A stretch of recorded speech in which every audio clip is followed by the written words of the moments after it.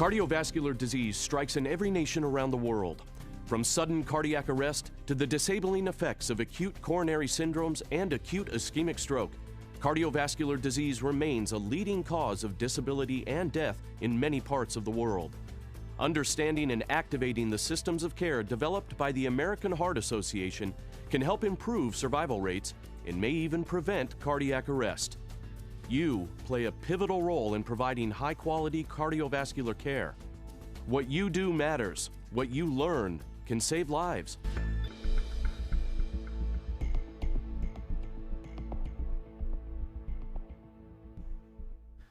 Welcome to the American Heart Association's BLS and ACLS surveys video. We'll be demonstrating the latest life-saving interventions and the skills necessary to successfully manage arrest, peri-arrest, ACS, and stroke patients. Most of the instruction will take place here in the American Heart Association's training lab, where we can successfully demonstrate and practice those important skills. You, of course, will have the chance to practice skills in learning stations in your classroom. In this segment of the course, you'll be learning two systematic approaches developed by the American Heart Association for treating patients: the Basic Life Support, or BLS survey, and the Advanced Cardiovascular Life Support, or ACLS survey. By adhering to these steps, you can better manage patients. When deciding which survey to use to treat a patient, start with the step we all do automatically. Visually assess if the patient is conscious or unconscious. If the patient is conscious, move to the ACLS survey, which we'll review in a moment. For unconscious patients, you'll use the BLS survey, which has 4 steps. Step 1, check for responsiveness. Tap and shout, "Are you all right?" Then scan the chest for movement. Here you're looking for absent or abnormal breathing. This can be no breathing or only gasping. He's not responding, and he's not breathing. Activate the emergency response system and get an AED. If the patient is unresponsive, then move to Step 2.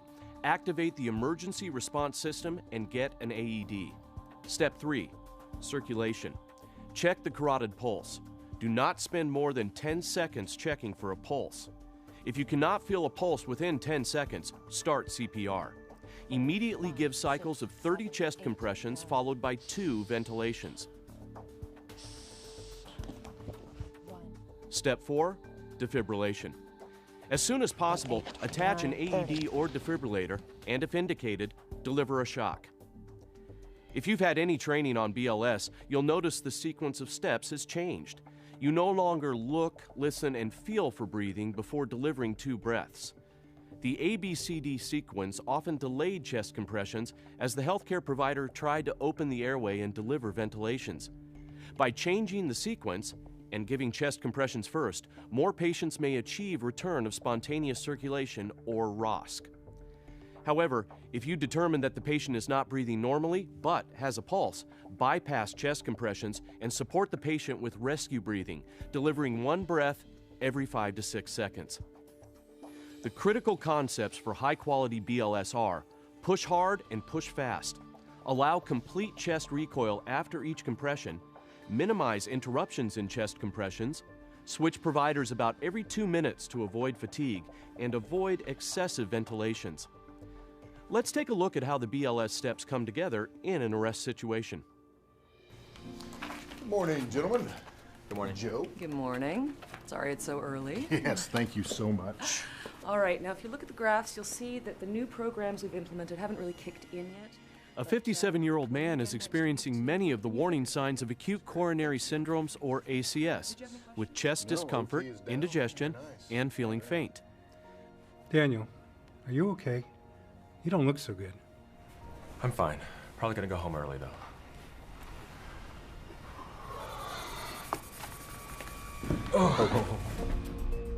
That is your scenario. Now begin. Sir, are you all right?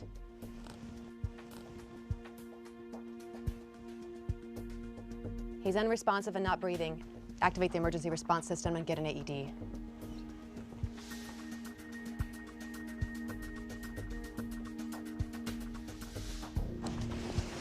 One, two, 3, 4, 5, 6, 7, 8, 9, 10, 11, 12, 13, 14, 15, 16, 17, 18, 19, 20, 21, 22, 23, 24, 25, 26, 27, 28, 29, 30.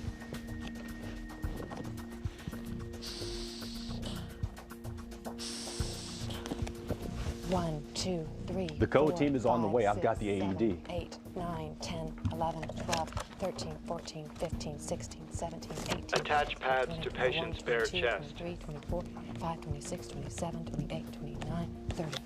Plug in pads connector.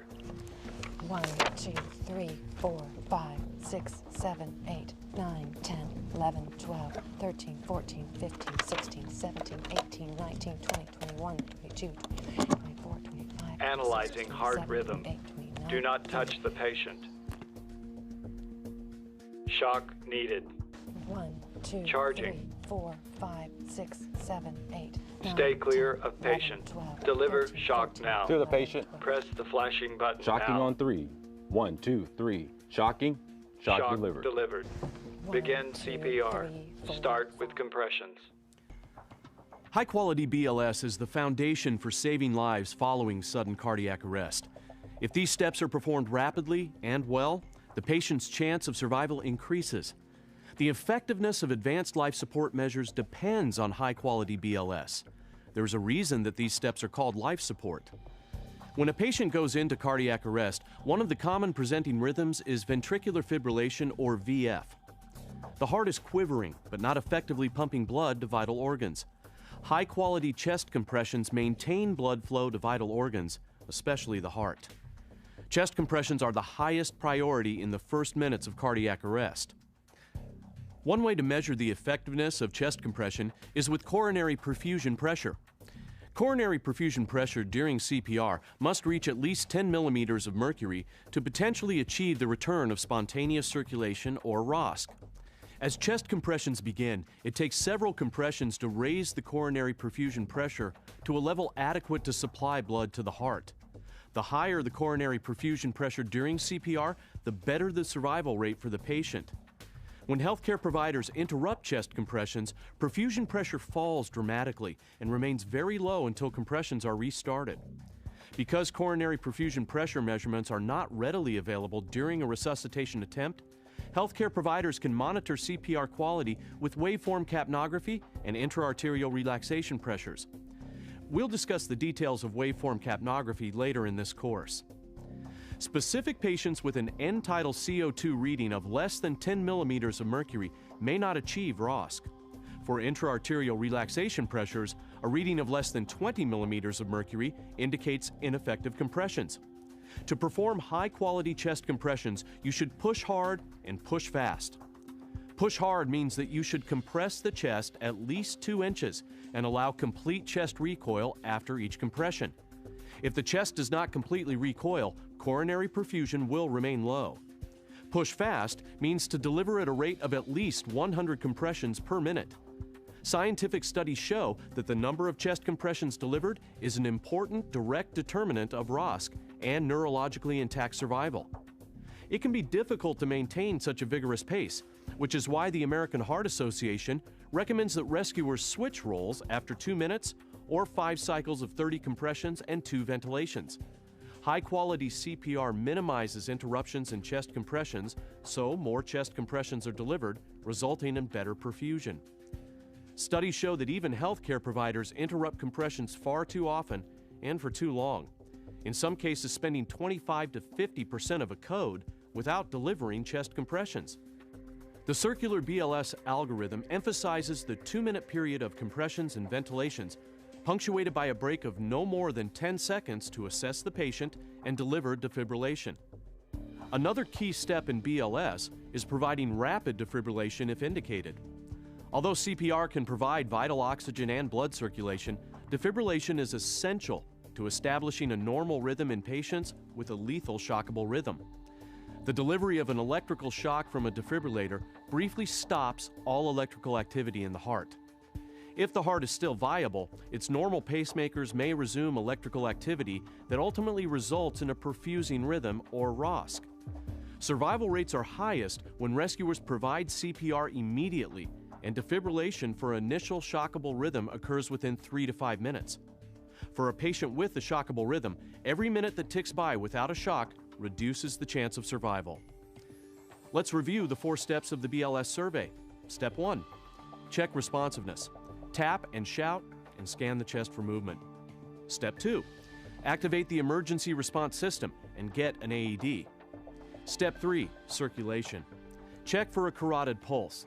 If you cannot feel a pulse within 10 seconds, support circulation by giving cycles of 30 chest compressions followed by 2 ventilations. Step 4. Defibrillation. As soon as possible, connect an AED or defibrillator and, if indicated, deliver a shock. The best chance of a patient surviving an episode of cardiac arrest depends on high-quality BLS. In some cases, BLS results in ROSC, but sometimes cardiac arrest persists, requiring you to continue with more advanced invasive measures. That's the time to use the ACLS survey. Another time to use the ACLS survey is if a patient is conscious but needing treatment for ACS. You can easily remember the steps of the ACLS survey by thinking ABCD. A stands for airway. For unconscious patients, healthcare providers should maintain a patent airway and consider inserting an advanced airway device. The resuscitation team must ensure proper placement of an advanced airway. If the team chooses an endotracheal tube insertion as the method of airway control, waveform capnography should be used. Conscious patients can often maintain the integrity of their own airway, and healthcare providers need only ensure patency by providing suctioning if needed. B represents breathing. For patients experiencing cardiac arrest, healthcare providers should provide 2 ventilations with the bag mask after every 30 chest compressions. After inserting an advanced airway, healthcare providers should continue ventilations by providing 1 breath every 6 to 8 seconds or 8 to 10 breaths per minute. If the patient is not in cardiac arrest, healthcare providers should assist ventilation as needed at a rate of 1 breath every 5 to 6 seconds or 10 to 12 breaths per minute. If the patient does not require assisted ventilation, healthcare providers can support the patient by administering oxygen as needed. C involves supporting the patient's circulatory status. Attach ECG leads, obtain intravenous or IV access or intraosseous or IO access, and give appropriate drugs to manage rhythms. Finally, D stands for differential diagnosis. Search for and treat reversible causes or symptoms by reviewing the H's and T's. Although these steps are listed in progressive order, the resuscitation team often performs them simultaneously. With ACLS, patient care is organized around 2-minute periods of high-quality CPR.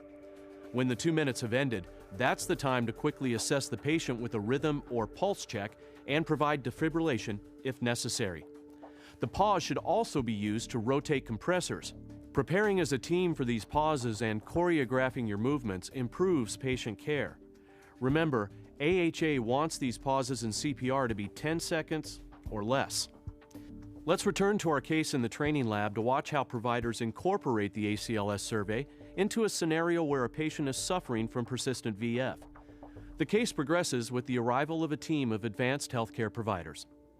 7, 8, 9, 10, 11, 12, 13, 14, 15, 16, 17. Okay, what have we got? 18, 17, The patient 18, suddenly collapsed during a meeting. We started CPR immediately, and we've shocked the patient once, 1 minute 48 seconds ago, followed by immediate CPR.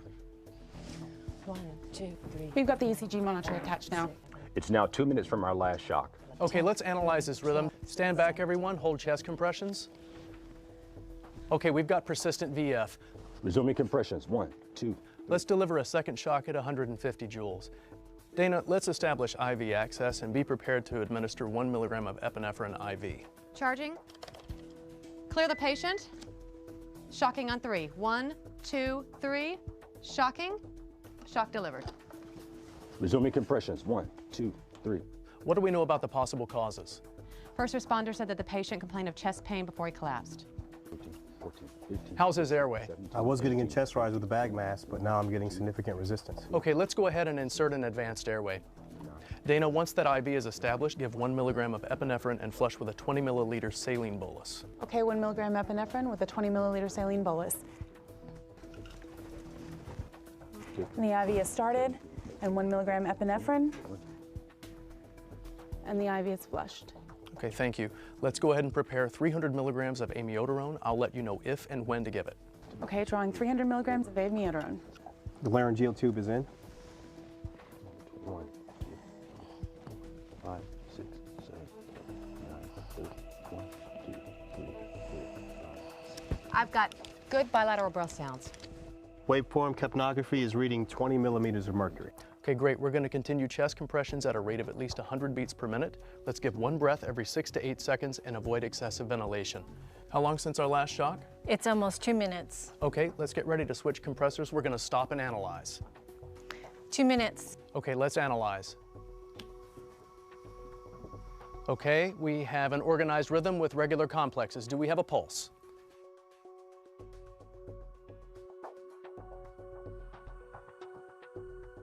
We've got a weak but palpable pulse. End-tidal CO2 is now up to 50 millimeters of mercury. Okay, great job, everyone. We're going to start post-cardiac arrest care. I'll need a blood pressure, a set of labs, pulse ox, and let's get a 12-lead ECG. Successful resuscitation following cardiac arrest requires an integrated set of coordinated actions, which are represented by the links in the adult chain of survival. These links include the immediate recognition of cardiac arrest and activation of the emergency response system, early CPR, rapid defibrillation, effective advanced life support, and integrated immediate post-cardiac arrest care. Healthcare providers implement this chain of survival through BLS and ACLS surveys. The BLS survey stresses activation of the emergency response system, early CPR, and rapid defibrillation. The ACLS survey, airway, breathing, circulation, and differential diagnosis, integrates advanced techniques such as advanced airways, quantitative waveform capnography, appropriate drug delivery, and the diagnosis and treatment of reversible causes. Successfully following the American Heart Association's systematic approach to assessing and treating patients with the BLS and ACLS surveys can make a difference. What you learn can save lives.